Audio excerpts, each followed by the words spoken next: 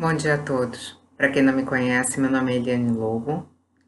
Já faz um tempinho que a gente não conversa. E hoje nós vamos voltar um pouco ao assunto do ambiente externo. Por quê? As coisas não acontecem por acaso, né? E uma conhecida amiga me indicou uns vídeos da Marie Kondo no Netflix. Inclusive também tem no YouTube, para quem não tem Netflix, alguma coisa.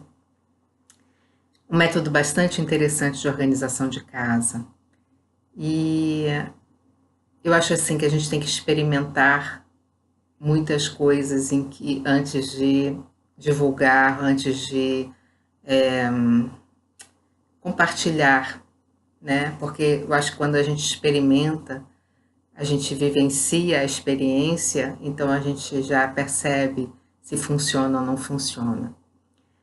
E eu gostaria de falar um pouquinho desse método que eu acho que pode ajudar muita gente. Eu acho que vale a pena assistir algum episódio ou ler o livro, é, mas eu digo assim que é uma experiência única, porque normalmente você, em termos de arrumação, organização de casa, parece que é uma coisa que a gente está sempre batendo a cabeça.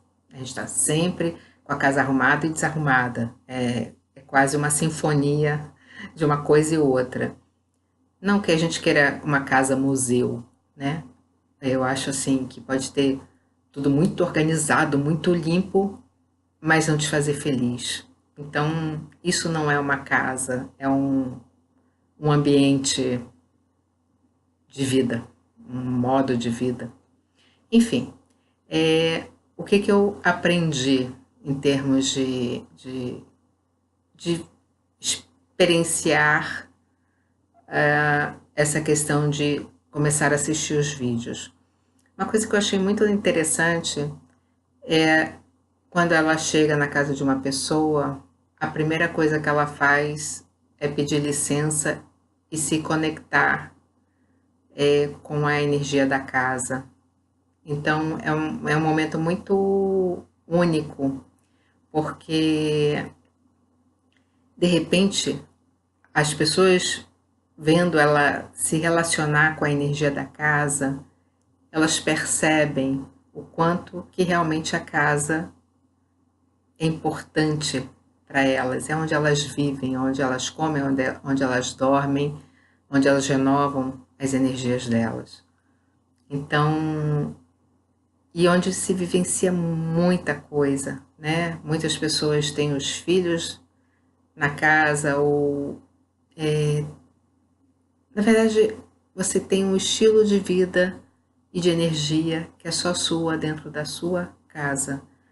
Às vezes é até interessante, por isso que você começa a entender por que às vezes você frequentar uma casa de algum conhecido, às vezes te incomoda muito e você não sabe o porquê. Porque a energia das pessoas que vivenciam, que vivem naquela casa, impregna todos os ambientes. Se a energia é boa, se é uma energia alegre, você tem vontade de ficar ali e participar daquela alegria. Agora, se é uma energia pesada, se é uma energia negativa, ninguém tem a mínima vontade de ficar ali.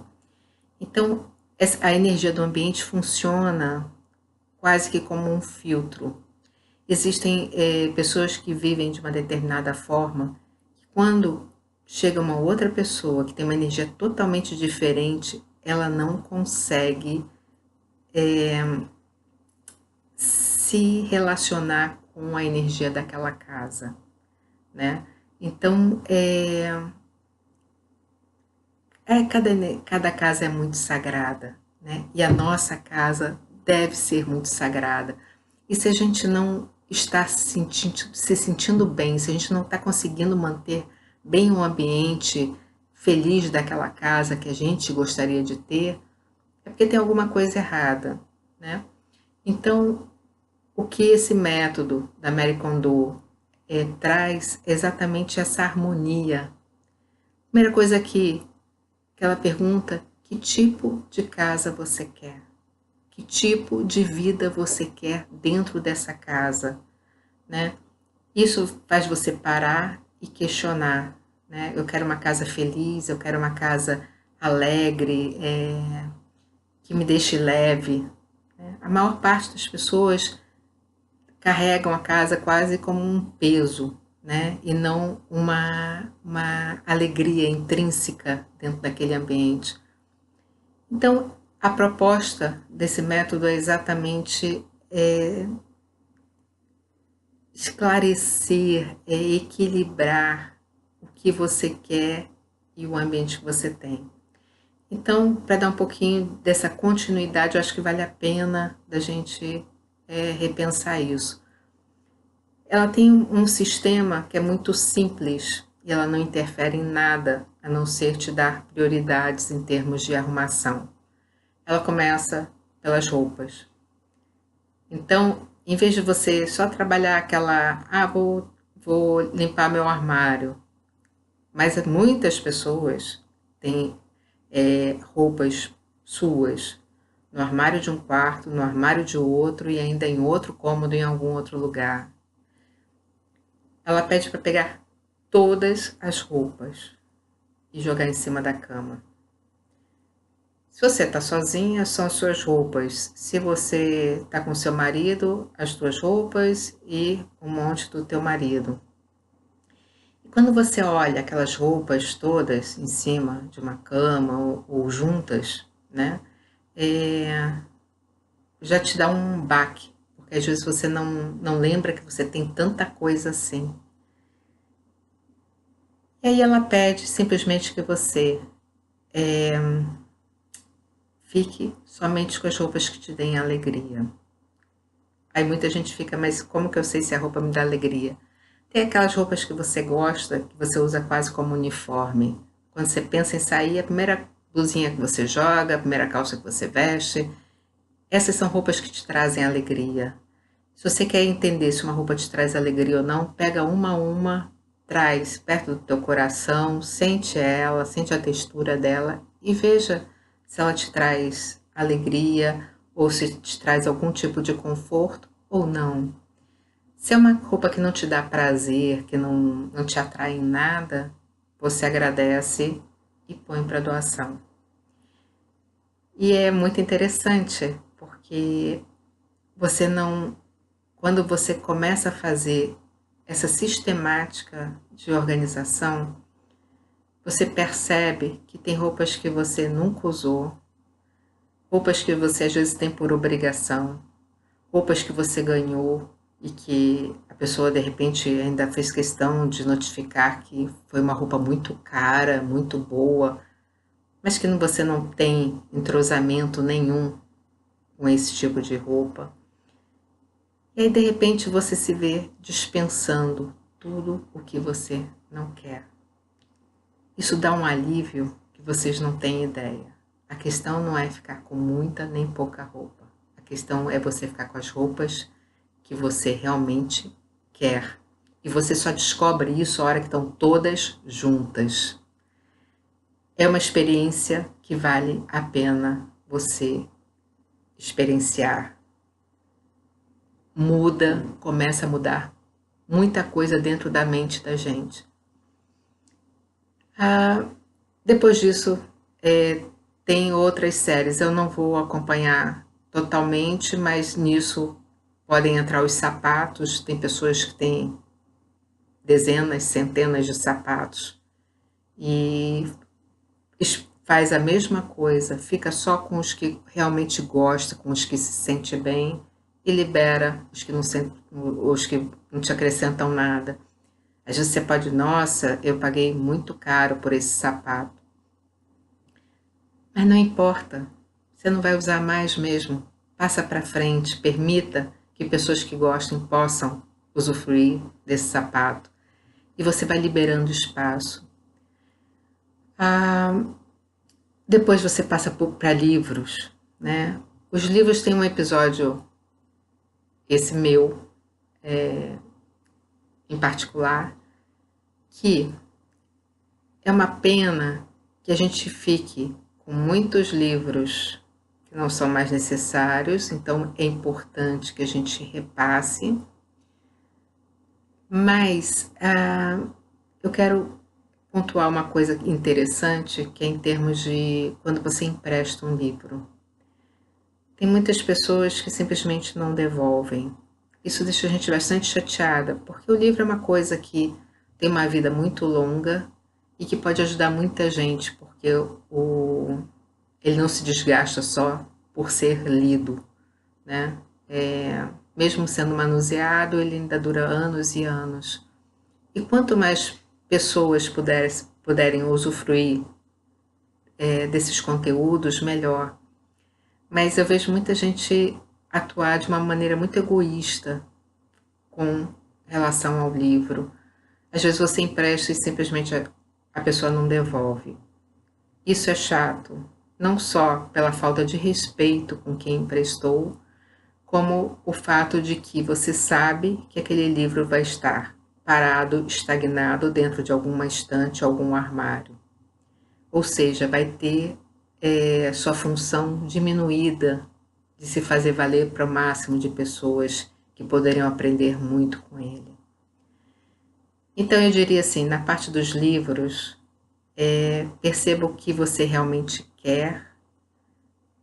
Se você tiver algo que não te pertença, devolva. Se não tiver como devolver, peça desculpa mentalmente e fique com ele se for usá-lo, ou então passe para frente. Mas se liberte. E cada vez que você se liberta de objetos físicos, querendo ou não, a sua mente se amplia. Alguma coisa se reconstrói dentro de você, os seus verdadeiros valores. Você deixa de ser uma mera acumuladora. Você não precisa ser uma acumuladora compulsiva, como a gente vê em programas de TV, que mal se consegue entrar em cada cômodo de tanta bagunça, de tantos objetos, tantas coisas. Mas você precisa de tão pouco, de tão pouco. Não precisa de tantas coisas assim. Depois, o que você tiver, que pode ser muito para muita gente ou pouco, tanto faz, mas que sejam verdadeiramente úteis e importantes para você, né? E nesse processo ela vai a nível de livros, de papéis e por último de coisas com que se relacionem à afetividade, né? São fotografias, objetos, coisas que te remetem a lembranças. E nisso você faz a sua triagem. Para concluir, eu acho assim, só estou dando uma pincelada, mas que vale a pena vocês se aprofundarem, experimentarem. E o mais importante é você reconhecer no final o quanto isso mexe com você, o quanto isso mexe com as pessoas que estão envolvidas nesse mesmo ambiente. Nesse processo, as pessoas se conhecem, se entrosam de uma forma, se redescobrem de uma forma, que é como se renascessem de uma maneira diferente, porque elas começam a dar valor realmente ao que têm, no sentido mais amoroso, mais importante que se tem, né? Então, você vê que toda uma rotina, que todo um relacionamento a nível ambiente, pessoal, familiar, tudo se modifica automaticamente, como se entrasse num novo patamar, né? E eu diria, para concluir um pouco mais sobre essa questão de ambiente, de que uma televisão, por exemplo, faz parte do seu ambiente. Você não precisa ficar com raiva de certas emissoras ou do que se passa numa televisão. você tem o discernimento de simplesmente mudar o canal. E olha que hoje não é tão complicado assim. Não precisa nem se levantar do sofá. Ou então desligar a TV. Né? Você pode desligar a TV, você tem essa opção. Você tem a opção de assistir o que você quer no computador. Você tem a opção de ver o mundo ali fora, de curtir as suas plantas, de curtir o céu, de curtir a vida. Você não precisa ficar presa a nada. Então, cuidem com tudo que vem de fora. Cuidem com o teu processo de seleção. Em vez de ficar batendo cabeça na parede, contra tudo e contra todos, contra o sistema assim o assado, o esquema assim o assado, veja em você o que você realmente pode mudar. Passa a ser inteligente. Eu falo assim, a gente mudou quando a gente saiu do Homo erectus para o Homo sapiens. Homo erectus era um bicho forte, ganhava tudo na força, né? O sapiens ganhou na inteligência, ganhou na esperteza. E esse é um grande processo. A gente tem que ser inteligente, a gente tem que ser esperta. Em que sentido? Em vez de bater de frente, arruma uma boa opção de mudança. Em você mesmo e depois em tudo que você pode fazer a diferença e que você queira fazer a diferença, né? Então, vamos parar de ficar batendo cabeça na parede e vamos começar a olhar o nosso lado. Muitas pessoas só criticam tudo o que está em volta. Para com isso. Toda vez que você estiver criticando alguma coisa ou alguém, para e pensa. Isso é importante para você? Isso é importante para a pessoa? Isso é importante para quem? Uma coisa é uma crítica construtiva, é uma dica, é um toque. Isso pode ser muito amoroso e ajuda muito a gente a crescer. Isso é muito válido. Agora, criticar só para humilhar, para dizer que o outro é negativo e que eu sei tudo, dispensa esse tipo de coisa. Seja inteligente, seja amorosa com o mundo, né? O mundo que você vai enxergar é o mundo que está dentro de você. Você vai enxergar as tuas bagunças, as tuas coisas na casa, do jeito que você se enxerga também.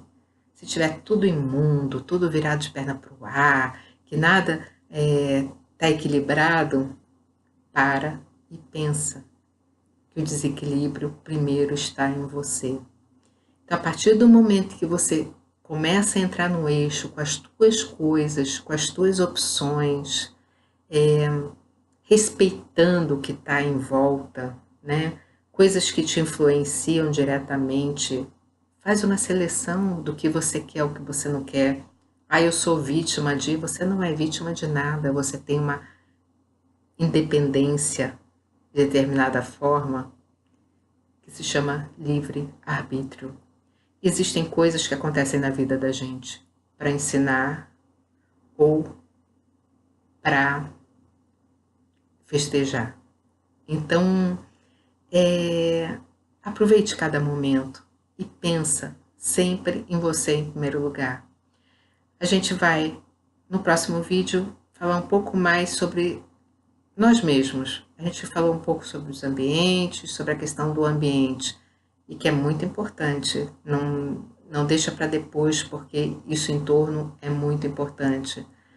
Mas a gente ainda vai voltar, de certa forma, nisso quando a gente falar do nosso relacionamento com o outro, principalmente com o outro que está no mesmo ambiente que nós. Isso faz parte da nossa saúde, ok? Até a próxima, se Deus quiser.